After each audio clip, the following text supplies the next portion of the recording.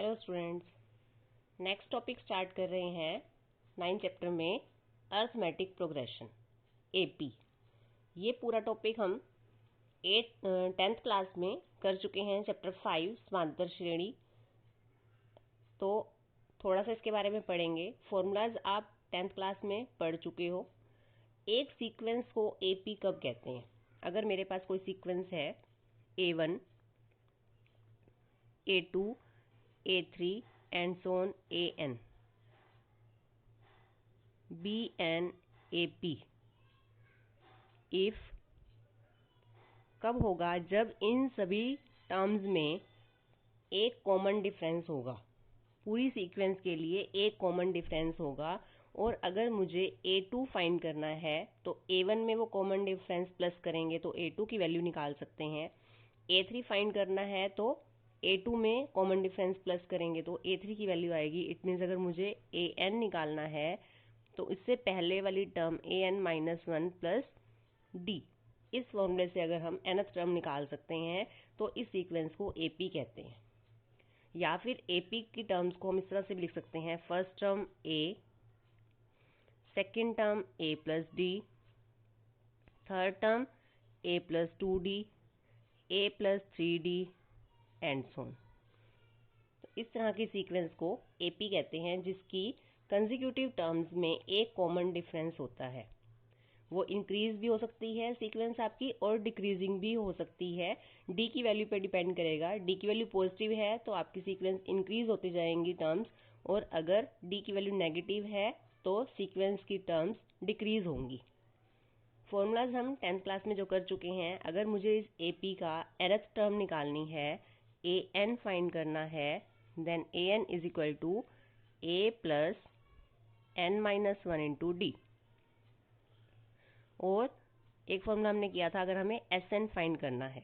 दो ही फॉर्मूलाज हम ज़्यादा यूज होते हैं इसमें। दो ही फॉर्मूले से AP के सारे क्वेश्चन सॉल्व हो सकते हैं, एक nth टर्म का, एक सम ऑफ n टर्म्स का। सम ऑफ n टर्म्स मीन्स होता है 1 to n term, first n terms होता है ये। SN का फॉर्मूला है n/2 into 2A plus N-1 into D। nth term के फॉर्मूला में A plus N-1 into D है। SN के फॉर्मूला में 2A plus N-1 into D है। SN का एक और फॉर्मूला भी है सम ऑफ n टर्म्स निकालने का, n/2 into A plus L। In terms का मीनिंग है A क्या है? First term, D common difference,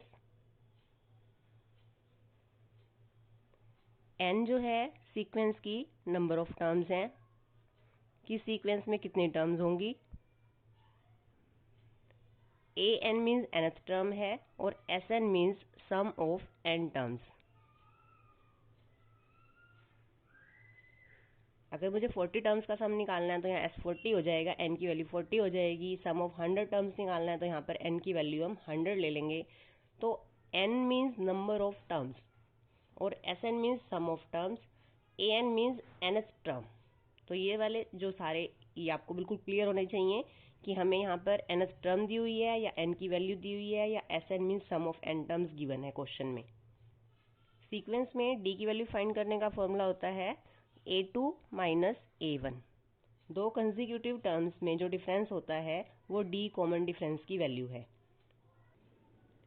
आगे कुछ प्रॉपर्टीज हैं AP की, सिर्फ उन्हें समझना है हमें।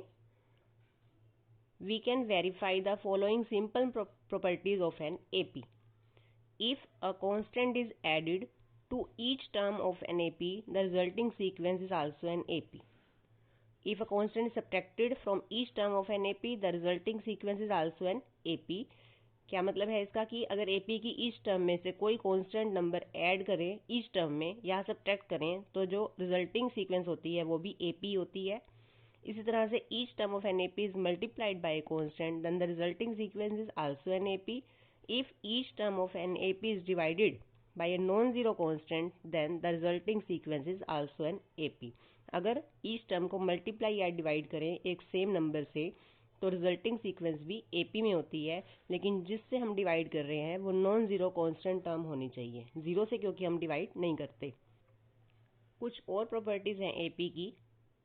If 3 consecutive numbers a b c are in AP, then 2b is equal to a plus c। जो ये 2b है a plus c के इक्वल होगा। 3 numbers in AP can be taken as, अगर आपको कोई 3 नंबर AP में लेने हो, consecutive 3 numbers in AP लेने हो आपको, तो आप क्या लोगे, a minus d, a plus D. और अगर 4 नंबर्स लेने हैं आपको AP में, तब आप सपोज करोगे let 4 numbers are a minus 3d, a minus d, a plus d and a plus 3d। अगर 3 नंबर AP में हैं तो हम ये समझेंगे 2b is equal to a plus C कैसे आता है। तीनों नंबर AP में है, AP में हमें पता है d की वैल्यू सेम रहती है, तो d का फॉर्मूला लगाया हमने a2 माइनस a1। a2 क्या है यहाँ पर b, a1 क्या है a। फिर से d निकालेंगे, d का फॉर्मूला लगाएंगे a3 माइनस a2। कोई भी दो कंसेक्यूटिव टर्म्स लेकर हम d की वैल्यू निकाल सकते हैं। तो a3 क्या है c और a2 क्या है b। कॉमन डिफरेंस AP में सेम रहता है, तो यहाँ से आ जाएगा b minus a is equal to C minus b। b को एक तरफ करेंगे, b plus b is equal to a plus C, 2b is equal to a plus C. तो इस तरह से हम अगर 3 नंबर AP में हैं तो हमारे पास ये फॉर्मूला आता है 2b is equal to a plus c. Exercise start करते हैं 9.2। फर्स्ट क्वेश्चन है find the sum of odd integers from 1 to 2001। From 1 to 2001 means है, फ्रॉम 1 मीन्स 1 भी आपको इंक्लूड करना है, 2001 भी आपको इंक्लूड करना है। जैसे सेकंड क्वेश्चन में है find sum of all natural numbers lying between 100 and 1000। Between means है आपको 100 भी नहीं लेना, 1000 भी नहीं लेना, इनके बीच के नंबर लेने हैं, इन दोनों को एक्सक्लूड यानी इन दोनों को छोड़ देना है। और फ्रॉम मीन्स होता है कि 1 को भी लेना है आपने, इस फर्स्ट नंबर को भी लेना है, लास्ट को भी लेना है। बिटवीन में फर्स्ट और लास्ट दोनों को छोड़ के इनके बीच के नंबर लेने हैं। तो फर्स्ट क्वेश्चन करते हैं। Odd integers from 1 to 2001 are 1 3 5 7 और जो लास्ट नंबर है ये भी ओड है, तो ये 2001 लास्ट नंबर है। अब हमें SN निकालना है, तो SN के लिए सबसे पहले हमें यहाँ से जो पता चल रहा है A की वैल्यू 1 है, D is equal to 3 minus 1, D की वैल्यू 2 आ जाएगी। अब सबसे पहले हम देखेंगे SN निकालने के लिए नंबर ऑफ टर्म्स पता होनी चाहिए, तो हम SN से पहले N की वैल्यू निकालनी है। ये 2001 हमारे पास nth टर्म है an is equal to 2001। Formula लगाएंगे an का a plus n minus 1 into D. 2001 is equal to 1 plus n minus 1, D की वैल्यू 2, 1 प्लस का है इधर लाएंगे माइनस का हो जाएगा, ये हो जाएगा 2000 is equal to n minus 1 into 2 से डिवाइड करेंगे तो यहाँ से आ जाएगा n minus 1 is equal to 1000, n is equal to 1000 plus 1 is equal to 1001। यहाँ पर इस सीक्वेंस में नंबर ऑफ टर्म्स है 1001 और अब हमें निकालना है SN, sum of n terms, n by 2 2a plus n minus 1 into D. यहाँ पे हम दूसरा फॉर्मूला भी लगा सकते हैं n by 2 into a plus l, क्योंकि हमें लास्ट टर्म भी पता है। यहाँ पर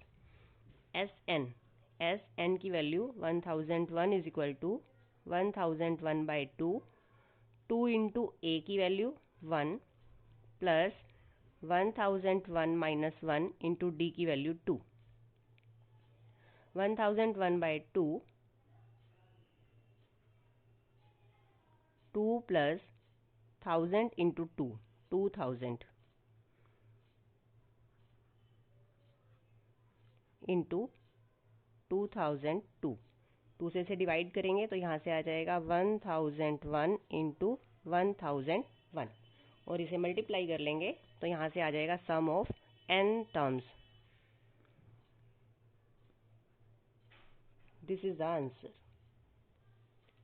सेकेंड क्वेश्चन में हमें सम निकालना है of natural numbers lying between 100 and 1000 which are multiple of 5। 5 के मल्टीपल्स लिखने हैं। अब आपको 100 और 1000 नहीं लेना, 100 के बाद कौन सा नंबर है जो 5 का मल्टीपल है, 105, उसके बाद 110, 115 एंड सोन। लास्ट में 1000 तो है, लेकिन 1000 हमें नहीं लेना, उससे पहले वाला कौन सा 5 का मल्टीपल है? 995। तो ये नंबर है हमारे पास, और इन नंबर्स का हमें सम फाइंड आउट करना है। ए की वैल्यू 105, डी की वैल्यू सेकेंड टर्म में से फर्स्ट टर्म माइनस करेंगे 5, A N is equal to 995। यहाँ से पहले हम एस एन निकालने के लिए एन चाहिए, तो एन निकालेंगे A plus N minus 1 into D. Sum of N terms निकालने के लिए हमें एन की वैल्यू पता होनी चाहिए। ए एन है 995, 105 plus N minus 1 into D की वैल्यू 5। 105 को पहले इधर ले आएंगे, माइनस का हो जाएगा 995 minus 105 is equal to n minus 1 into 5। ये आ जाएगा 098 is equal to n minus 1 into 5। 890 by 5 is equal to n minus 1। N minus 1 is equal to 178। N की वैल्यू आ जाएगी 179। तो एन की वैल्यू आ गई हमारे पास। अब हमने निकालना है एस एन। एस एन का फॉर्मूला लगाएंगे एन बाय 2 इंटू ए प्लस एल। एन 179 बाय 2, ए की वैल्यू 105 प्लस एल की वैल्यू 995।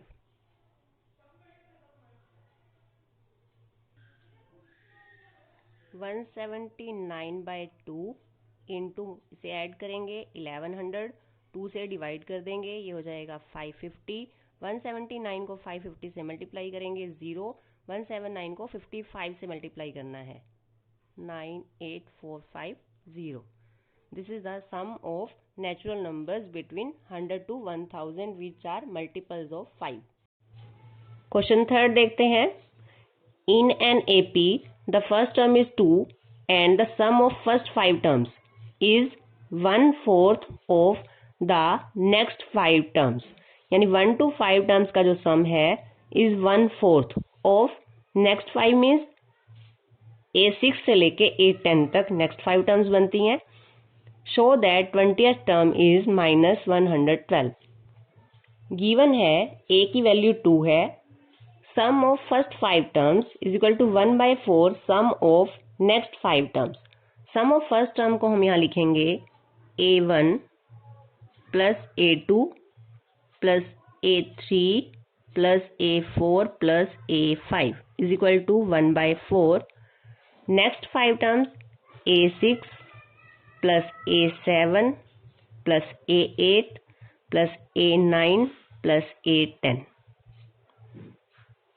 इन टर्म्स की वैल्यू रखेंगे, फॉर्मूलाज लगाएंगे। A1 तो A है, A2 का formula A plus D, A3 का A प्लस 2D, A4 का फॉर्मूला A प्लस 3D और A5 का A plus 4D is equal to 1/4। इस तरह से इन सब में भी फॉर्मूला लगाएंगे।